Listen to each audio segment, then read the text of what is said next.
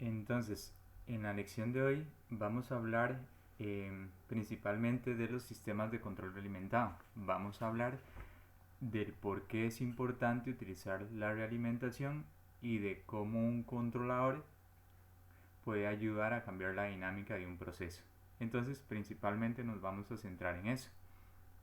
Entonces, si recuerdan la lección de la primera clase, básicamente nosotros habíamos hablado de que podíamos tener sistemas sin control, que por ejemplo teníamos este de acá. Básicamente es un sistema de nivel. Tenemos un tanquecito, ¿verdad? Ahí una válvula de entrada que regula el caudal que ingresa al sistema y hay una válvula de salida. Pero si nosotros partimos de que el nivel tiene una condición inicial, supongamos un valor de 4 metros y dejamos el sistema por sí solo, ¿verdad? Ese nivel o va a llegar a un valor cero en algún instante de tiempo o eventualmente podría llegar a derramarse. ¿Por qué? Porque ahí no hay ningún sistema de control, ¿verdad? No hay alguien que se encargue de tomar alguna decisión cuando el nivel del tanque fluctúa entre varios valores. Entonces eso es un sistema sin control. Ahora podríamos tener un sistema de control de lazo abierto y el ejemplo típico que habíamos visto era el sistema de control prealimentado. Entonces, ¿cuál era la idea acá? Aquí básicamente teníamos un operador humano y entonces este operador humano era capaz de calcular cuánto tenía que abrir la válvula V1 para que el nivel del tanque estuviese en un valor deseado. ¿Y por qué podía hacer eso? Porque él conocía cuál era el valor de la perturbación V2. Es decir, conoce el valor deseado, conoce el valor de la perturbación y por lo tanto, utilizando un modelo matemático, el modelo matemático de un sistema hidráulico como este, entonces ya puede calcular cuál es el caudal que debería entrar al sistema para que el nivel se mantenga en un valor determinado. Entonces, ¿cuál es el detalle? Cuando se implementa un esquema de control a lazo abierto, como el esquema de control prealimentado, para tratar de que funcione bien, hay que conocer muy bien todas aquellas variables que pueden afectar el sistema. Se requiere un conocimiento muy profundo del mismo. Entonces yo lo que les había comentado es que usualmente un sistema a lazo abierto no funciona por sí solo, sino que por lo menos se utiliza en conjunto con un esquema de control realimentado, que ese esquema de control realimentado vendría representando un sistema de control de lazo cerrado. Entonces, básicamente recordemos que el sistema de control realimentado, como podemos observar acá, ¿verdad? ¿Qué es lo que hace? Básicamente lo que está haciendo constantemente es evaluando el valor real de la variable de interés, en este caso el nivel. Y como se sabe cuál es el valor deseado, entonces constantemente está calculando un error. Y con base en ese error toma una decisión de qué tanto tiene que abrir esta válvula para que el nivel del tanque permanezca en el valor deseado. Entonces, ¿por qué hablamos de que hay una realimentación? Porque la información de la variable de interés se realimenta hacia la entrada del sistema. Se realimenta hacia el operador humano o hacia el dispositivo encargado de calcular un error y generar una acción correctiva. ¿Verdad? Entonces eran las opciones que teníamos.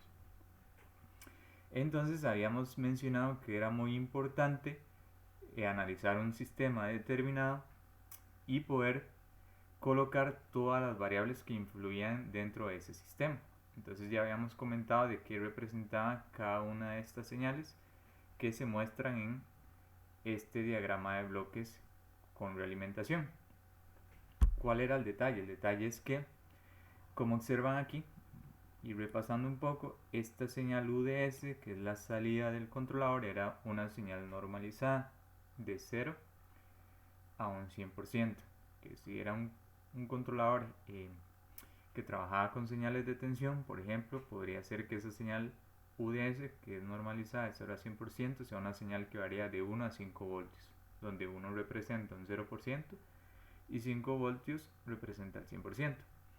Y vean que esta señal Y' que llega al controlador también es una señal normalizada de un 0 a un 100%, que podría ser por ejemplo una señal de corriente que varía de 4 a 20 miliamperios. Entonces, ¿cuál es el detalle? Entre estas dos señales U y Y, si miramos hacia la derecha hay una planta equivalente que está siendo vista por el controlador, y eso es lo que se conoce como el conjunto actuador planta sensor. Entonces, ¿cuál es la idea? Para facilitar el diseño del controlador, entonces lo que vamos a hacer es obtener una planta equivalente que contempla qué elementos, que contempla el proceso como tal, que contempla los elementos de actuación y que contemplan los elementos de sensado y transmisión. Entonces la idea es ver qué simplificaciones podemos hacerle a este diagrama de bloques para facilitar el diseño del algoritmo de control. Entonces, si pasamos del diagrama de bloques anterior a este otro diagrama, ¿qué podemos notar? Ok, hubieron varias simplificaciones. Entonces, efectivamente, el conjunto actuador planta sensor está siendo modelado por un único bloque PDS. Efectivamente, a este bloque PDS entra una señal U normalizada y sale una señal YDS normalizada. Entonces, esa fue la primera simplificación que se hizo. La otra simplificación que se hizo fue que se puso la perturbación DDS a la entrada del proceso controlado. Entonces, esto lo había comentado anteriormente y aquí básicamente la idea es de que si aparece una perturbación a la entrada del proceso, entonces esa perturbación tarda más en percibirse en la señal realimentada.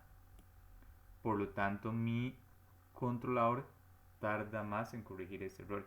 Por eso es como el caso crítico. Si yo, por ejemplo, pusiera la perturbación aquí, junto con YDS, en un punto de suma, entonces ahí yo cualquier cambio en la perturbación o en la señal DDS lo vería directamente en YDS y mi algoritmo, por lo tanto, determinaría rápidamente un error y entonces intentaría corregirlo lo más rápido posible. Por eso es que colocamos DDS aquí al inicio, para considerar el peor escenario. Entonces hicimos esas simplificaciones, pero ¿qué otras cosas podríamos quitar? Por ejemplo, habíamos hablado de NDS. NDS lo que representaba era el ruido de medición. Entonces, ¿qué es lo que vamos a considerar? Lo que vamos a considerar es que GFDS representa un filtro pasabajos dentro del controlador que se puede ajustar a través de la constante de tiempo del filtro, que a su vez determina la frecuencia de corte de ese filtro. Y entonces lo que vamos a suponer es que este filtro funciona perfectamente y por lo tanto la salida de ese filtro es la señal YDS, que es una señal que tiene información confiable del valor real de la variable de interés, que para el ejemplo que hemos venido estudiando es información del nivel del tanque, ¿verdad? Entonces, si quitamos el ruido de medición, entonces podríamos llegar a este diagrama de bloques, mucho más simplificado y más fácil de analizar. Lo otro, o la otra simplificación que podríamos hacer es que vean que AEDS o ES, perdón, es el resultado de una REST, donde YDS es una señal normalizada de 0 a 100%. Entonces la señal que entra aquí, en este más, tiene que ser un valor normalizado, de 0 a 100%. Entonces, ¿qué parámetro me permite normalizar esas señales? La ganancia KR. Entonces, ¿cuál es la simplificación? Vamos a suponer en este diagrama que ya este valor RDS también está normalizado. Y entonces llegamos a este diagrama de bloques, que es mucho más fácil e intuitivo de estudiar, ¿verdad? Y nos va a permitir diseñar de una manera más sencilla este elemento de aquí, que es el controlador. Entonces, como yo les había comentado anteriormente, ¿cuál es la idea? La idea es estudiar cómo varía la señal realimentada, que es y de s, en términos de el valor deseado, siguiendo con el ejemplo, el valor deseado del nivel en el tanque, R de s, y cómo varía esa señal realimentada cuando hay alguna perturbación en el sistema. Por ejemplo, cambiar la posición de apertura de la válvula de salida, ¿verdad? Esas son las dos entradas al sistema. ¿Y qué es lo que quiero yo? Que mi algoritmo de control, que está dentro de este bloque CDS, detecte rápidamente cambios que se generen en el sistema y que generen un error, ¿verdad? ¿Cuándo se puede generar un error en el sistema? Recordemos que el error, aquí lo tenemos, es R-Y. Entonces, un error se puede generar cuando cambia el valor deseado, R de S, o cuando cambia la señal realimentada. ¿Y por qué puede cambiar la señal realimentada? Porque ocurrió una perturbación en el sistema que está afectando a mi variable de interés. Entonces, si uno quiere obtener esta ecuación de acá, que dice que y de S es C por P entre 1 más C por P por el valor deseado, más P entre 1 más C por P por la perturbación, entonces uno podría plantear estas tres ecuaciones. ¿Cuánto vale E de S? Que es R menos Y. ¿Cuánto vale U de S? Esta señal de acá, que sería C de S por E de S. Y cuánto vale la señal realimentada, que básicamente sería P de S por la suma de las señales que llegan a este punto, que sería D de S por U de S. Entonces uno puede despejar con estas tres ecuaciones cuánto vale Y de S. Y entonces, ¿qué es lo que tenemos? Lo que habíamos comentado en la primera clase, que es posible manejar, o más bien es posible tener dos modos de operación de un lazo de control, ¿verdad? Habíamos dicho que el sistema de control podía funcionar como servocontrol, y aquí básicamente la idea es de que el sistema sea capaz de seguir una referencia o un valor deseado que es cambiante en el tiempo. Entonces recordemos el ejemplo del dron. Aquí yo lo que quiero es que mi dron, por ejemplo, pase de un valor deseado de 20 metros de altura a un valor deseado de 25 metros de altura. Pero unos instantes después yo quiero que la altura del dron pase de 25 metros a un valor deseado de 30 metros. Entonces, cuando uno tiene cambios constantes en el valor deseado, uno diseña el controlador para que funcione de manera óptima en servocontrol. Entonces vean que aquí lo que hicimos fue apagar la perturbación. Y entonces, ¿cuál es la nomenclatura? La nomenclatura es definir la relación YRDS entre RDS, es decir, salida entre entrada, como MYRDS. ¿Y qué significa MYRDS? Esa pues básicamente es la función de transferencia del lazo cerrado del servocontrol, de cómo varía Y, señal realimentada, ante cambios en R, que es el valor deseado. Y se define así: C por P, ¿verdad? Como hemos venido estudiando, C por P entre 1 más C por P. Entonces, ese dato es muy importante que se lo aprendan, lo van a seguir utilizando a lo largo del curso. Se lo van a aprender en pocos días, de hecho. Entonces, esa es una opción. Pero, ¿qué puede pasar? Como había mencionado, puede pasar que yo quiera que mi dron se mantenga volando siempre a 20 metros de altura, pero resulta que aparecieron ráfagas de viento. Entonces yo quiero que, a pesar de esas perturbaciones que están modeladas por ráfagas o representadas por ráfagas, yo quiero que siempre se mantenga a 20 metros de altura. Entonces, ¿qué es lo que quiero hacer?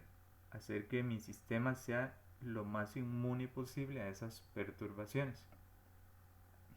Entonces, ¿cuál es la idea aquí? La idea aquí es apagar apagar la entrada que se conoce como valor deseado y solo trabajar con la perturbación de DS. Entonces podríamos hallar la función de transferencia que se define como la salida YD entre la entrada de DS como MYD, que es P entre 1 más C por P. Entonces resulta que si ustedes observan estas dos funciones de lazo cerrado, MYR y MYD, uno puede establecer una relación entre ellas, que es la que está expresada en este cuadro rojo. MYR es igual a CDS por MYDDS. Esta relación va a ser muy importante cuando veamos un método de ajuste de los controladores que se conoce como síntesis analítica, que nos va a permitir diseñar el algoritmo de control, pero eso lo tocaremos más adelante. Entonces, ¿qué es lo que puede notar uno acá? Ok, por ejemplo, estamos con el dron. Entonces, yo quiero que mi dron sea capaz de cambiar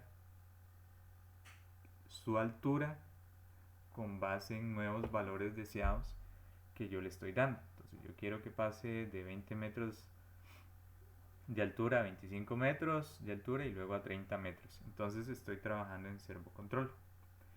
Pero resulta que cuando yo estoy operando el dron para que funcione bien, siguiendo cambios en el valor deseado, llega una ráfaga de aire, ¿verdad? Entonces, ¿qué es lo que pasa ahí? Lo que pasa ahí es que yo diseñé CDS para que funcionara bien ante cambios en el valor deseado, pero eso implica que no va a funcionar bien o de manera óptima en el control regulatorio.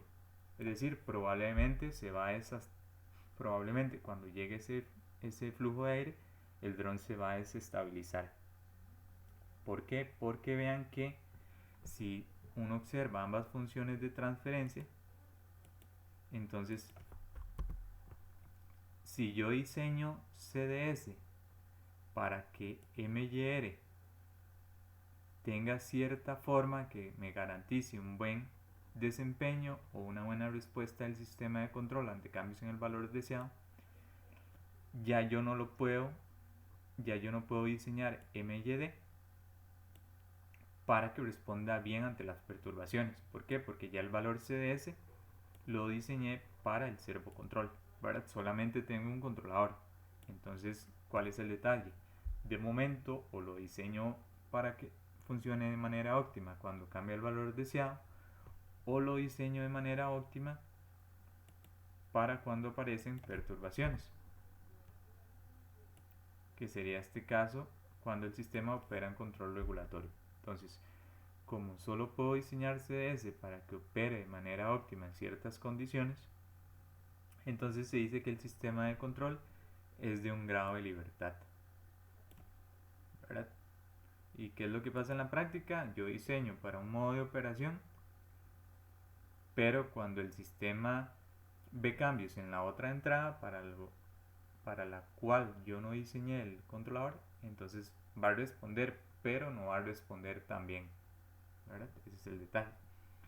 Más adelante veremos que hay ciertas formas de generar un segundo grado de libertad para tratar de ajustar CDS de manera independiente en cada una de esas funciones de lazo cerrado, en MYR y en MYD.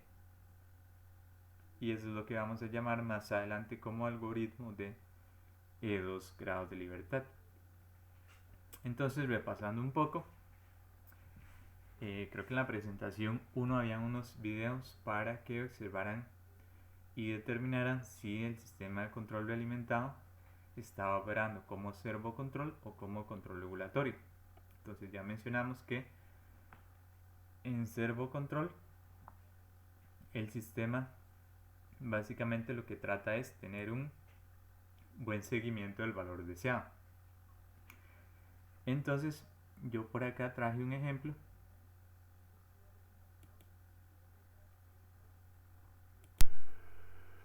Entonces el ejemplo que traje es el siguiente. Básicamente la idea es controlar un motor DC. Es este que se ve aquí. Un pequeño motor que se puede alimentar con hasta 5 voltios. Y bueno, este básicamente fue un proyecto final de graduación de bachillerato donde un estudiante tenía que diseñar un controlador, pero era un controlador que brindaba un mejor desempeño y que era mucho más robusto que los controladores actuales, que era un controlador de tipo fraccional. Eso no se ve ahorita, pero si alguien quiere saber cómo funciona luego ese controlador, ahí me puede preguntar. Entonces, ¿cuál es la idea? La idea es ver cómo responde este motor ante cambios en el valor deseado de la velocidad, porque recordemos que estamos estudiando aquí el comportamiento en servocontrol. Entonces, bueno, básicamente el diseño se implementó en Arduino, el estudiante lo implementó en Arduino, y si ustedes observan por acá, entonces lo que vamos a ver son cambios en el valor deseado. Vean que aquí el valor deseado está en 60, aparece un cambio en el valor deseado a un 70%, ya casi aparece, aquí aparece, y luego aparece otro cambio en el valor deseado a un 80%, y luego aparece otro cambio en el valor deseado a un 90% de la velocidad del motor, y luego aparece otro cambio en el valor deseado del 30% para llevar la velocidad del motor a un 60%. Entonces, esas curvas verdes que vimos, ¿verdad?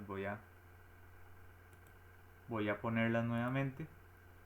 Básicamente lo que están representando es cómo se está comportando el motor cuando funciona como servocontrol, ¿verdad? Cuando básicamente la idea es seguir valores deseados cambiantes en el tiempo.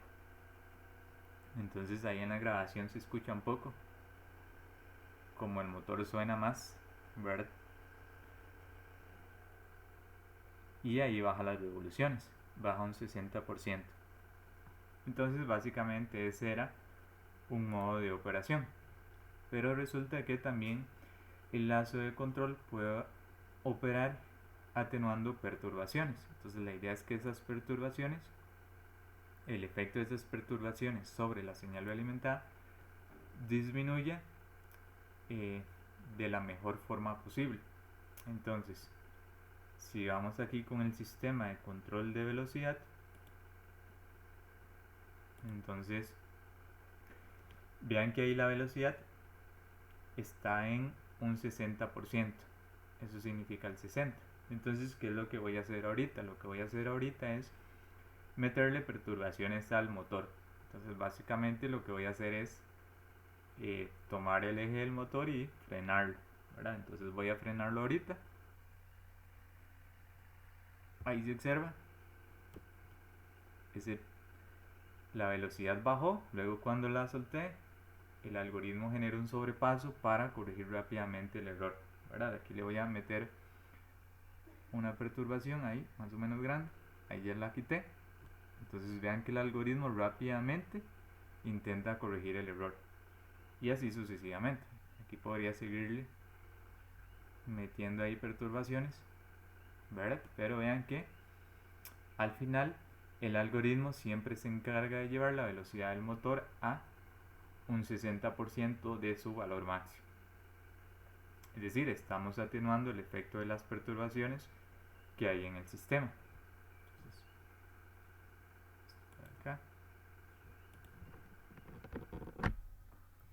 Entonces ahí tenemos un ejemplo para repasar ese par de conceptos. Ahora, lo otro importante acá es, noten que las funciones de transferencia del servocontrol y del control regulatorio tienen el mismo denominador, y este denominador lo conocíamos como el polinomio característico, ¿verdad? Que es 1 más c por p. Y si ese polinomio característico uno lo igualaba a 0, entonces lo que tenía era la ecuación característica.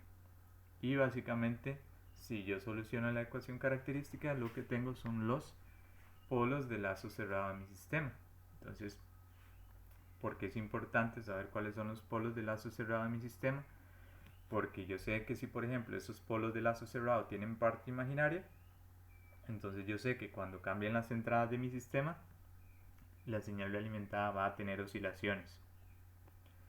O yo sé, por ejemplo, que si esos polos del lazo cerrado tienen parte real positiva, entonces cuando cambien las entradas mi sistema se va a inestabilizar, ¿verdad? Entonces esos polos del lazo cerrado me dan información muy importante.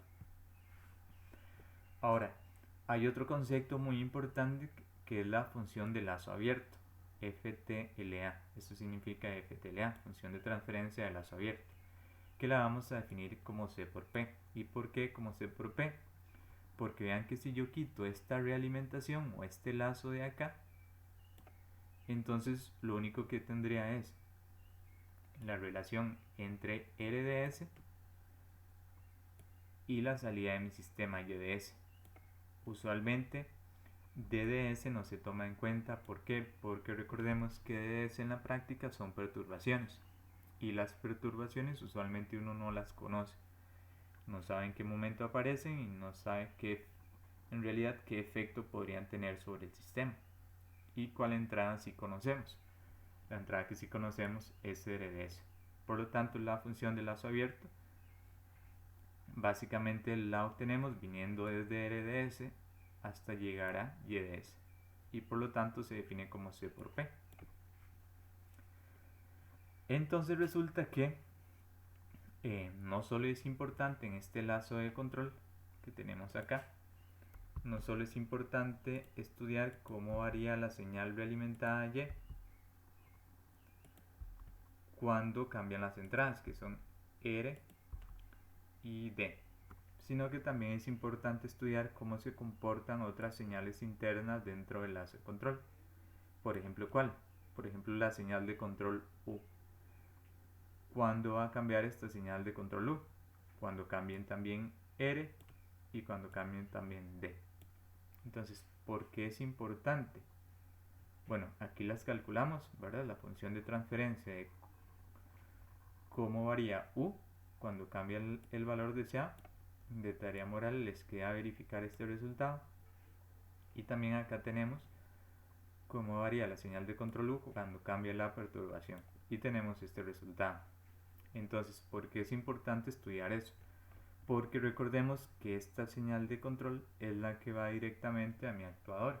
El que puede ser ese actuador puede ser una bomba, puede ser una válvula, ¿verdad? ¿Y cuál es el detalle? El detalle es que yo quiero que la señal de control que llegue, por ejemplo, a una válvula no sea una señal muy oscilatoria.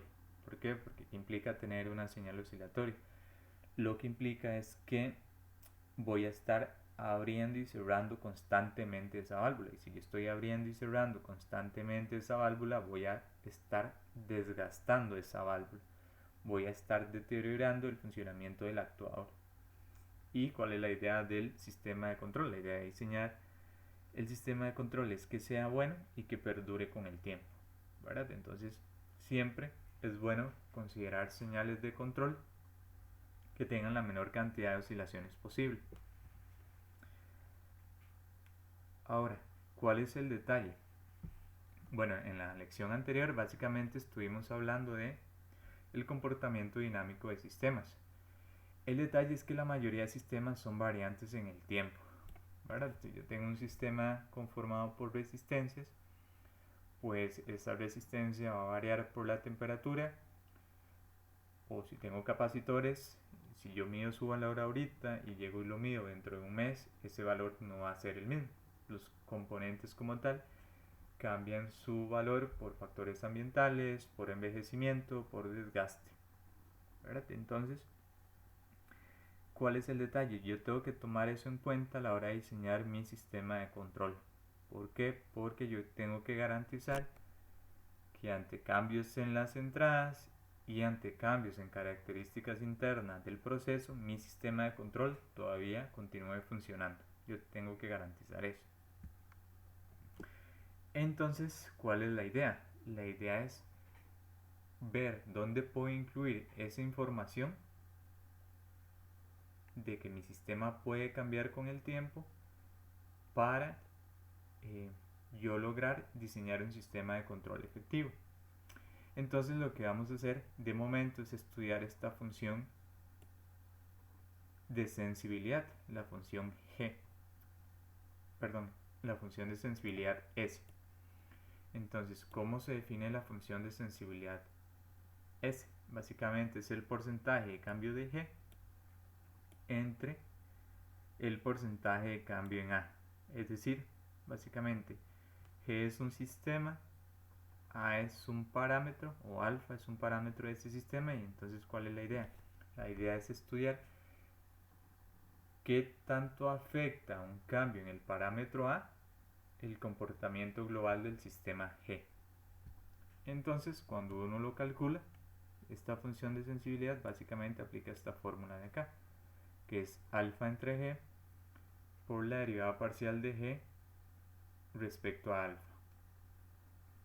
Entonces, eso es lo que vamos a hacer nosotros, aplicar esta función de sensibilidad para ver qué es lo que pasa con sistemas a lazo abierto y con sistemas a lazo cerrado. Entonces vean que, por ejemplo, acá tenemos un sistema a lazo abierto. Entonces la f de TLA, como vimos anteriormente, es C por P. Entonces, si yo calculo la función de sensibilidad, ¿cómo varía L, la función de lazo abierto, ante un cambio en algún parámetro de la planta P? Entonces lo que tengo que calcular es esto de acá, P entre L por la derivada parcial de L entre P. Y resulta que cuando calculamos esa fórmula llegamos a esto, que eso es igual a C por P entre C por P. Y eso es igual a 1. Entonces, ¿qué implica tener una función de sensibilidad igual a 1? Pues básicamente lo que implica es que cualquier cambio en algún parámetro interno del sistema se manifiesta de la misma forma en la salida global del sistema.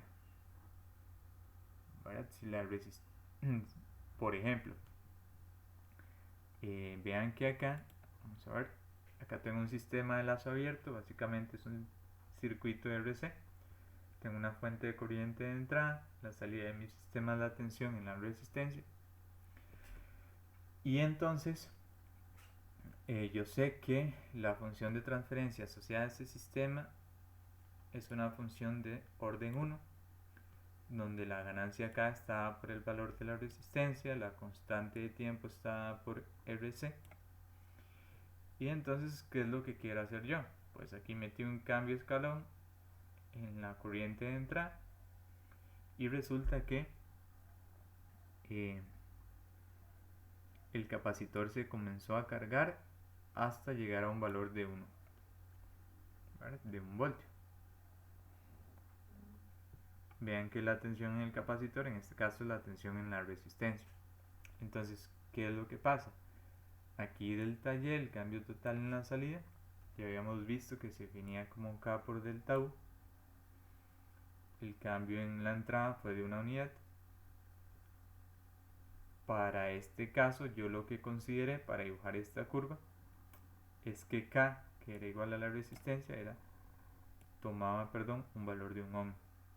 Entonces, por eso, tanto la entrada como la salida terminan en el mismo valor final. Ahora resulta que por cambios en la temperatura de este sistema, el valor de la resistencia cambió un 20% y la resistencia en este caso disminuyó y ahora el valor es 0.8. Entonces, si yo vuelvo a aplicar el mismo cambio en la entrada, como se observa acá, ¿qué es lo que va a pasar? Que el valor final de mi sistema va a ser igual a ¿cuánto? Va a ser igual a 0.8. ¿Por qué? Porque delta Y es K por delta U, donde K vale 0.8, es el valor actual de la resistencia y el cambio en la entrada es igual a 1. Entonces vean que el cambio del 20% en un parámetro interno de mi sistema repercutió en un cambio del 20% en la salida de mi sistema. Es una relación 1 a 1 y nosotros no queremos que pase eso. ¿Por qué? Porque con sistemas de control más complejos y complicados podría eventualmente pasar que si cambia algún parámetro interno y ese cambio es muy grande, el sistema eventualmente podría volverse inestable y eventualmente podríamos dañar, por ejemplo, un aceite que se sobrecalienta a temperaturas muy altas. Podríamos dañar algún tipo de medicamento donde las proporciones de sus componentes tienen que estar en cierto valor, ¿verdad? Podría tener efectos negativos en la producción de algún tipo de producto. Entonces, ¿cuál es el detalle? El detalle es que para evitar eso, entonces nosotros utilizamos un sistema a lazo cerrado. ¿Y cuál es la idea? Ahora la idea es hallar cuál es la sensibilidad al lazo cerrado de esta función, que es MYR.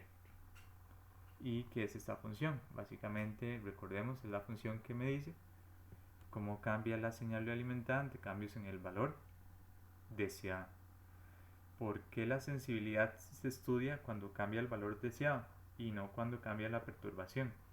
Porque recordemos que el valor deseado es una señal que yo conozco, que puedo manipular, que puedo activar en un instante de tiempo conocido. Y la perturbación, con la perturbación no pasa eso. Entonces, si yo aplico esta fórmula, la fórmula de la sensibilidad, tendría que es P entre MYR por la derivada parcial de MYR respecto a P. Y resulta que eso me da este valor, 1 entre 1 más C por P. Les queda de tarea verificar este resultado y ese resultado es menor que 1. Entonces, ¿qué implica eso? Ok, eso es muy bueno. ¿Por qué? Porque lo que implica es que si cambia algún parámetro interno del sistema P, la salida de mi sistema, que está definida por la función de lazo cerrado MYR, no va a cambiar tanto. Es decir, mi sistema está presentando cierta inmunidad ante esas variaciones en las características internas del proceso. Entonces, eso es muy bueno. ¿Cómo podemos observar eso? Por ejemplo, aquí tengo un sistema de lazo cerrado.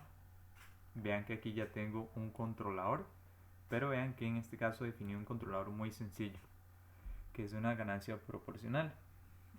Y como consideré el mismo sistema un sistema RC, entonces PDS, el proceso a controlar, es dado por una función de transferencia de primer orden. Entonces, donde K es igual al valor de la resistencia y T, la constante de tiempo, es igual al producto de R por C. Entonces, ¿qué pasa si la resistencia vale 1 ohm y la ganancia proporcional del controlador es igual a 10? Vean que es solamente una ganancia. Entonces, yo aplico un cambio en esta entrada, en el valor deseado, y voy a ver cómo responde YDS. Entonces vean que aquí apliqué un cambio en el dominio del tiempo, en RDT, de una unidad.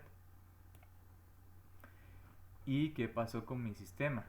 Con la salida de mi sistema, que sería la tensión en el capacitor. Vean que llegó a un valor de 0.91 utilizando este sistema a lazo cerrado.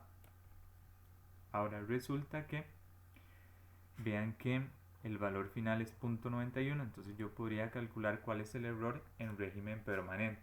De eso hablaremos más en la próxima lección, que básicamente es el error que tiene mi sistema cuando ya se logró estabilizar, si es que se estabilizó. Entonces vean que aquí el error es 1 menos 0.91, entonces el error da 0,09. Es el error que hay en mi sistema. Ahora, ¿qué pasa si la resistencia cambia un 80%? Como en el caso anterior, cuando analizamos la sensibilidad pero de la función de lazo abierto. Si la resistencia cambia a un valor igual a 0,8 ohms, entonces vean lo que pasa. Una vez que aplico el cambio en el valor deseado, un cambio de magnitud unitaria, mi sistema empieza a responder y el valor final de la tensión en el capacitor es 0.89. Entonces, si yo calculo el error en régimen permanente, cuando ya la señal Y de T se estabilizó, resulta que el error está dado por R menos Y, que es 1 menos 0,89, y eso es 0,11. Entonces vean que Si yo comparo este error con este otro error que es 0,9, y este error de 0,9 es cuando la resistencia tenía el valor nominal, vean que la diferencia entre ambos valores es de 0,02, es decir, es de un 2%. Y ese cambio en el comportamiento de Y de t de apenas el 2%, ¿por qué se dio?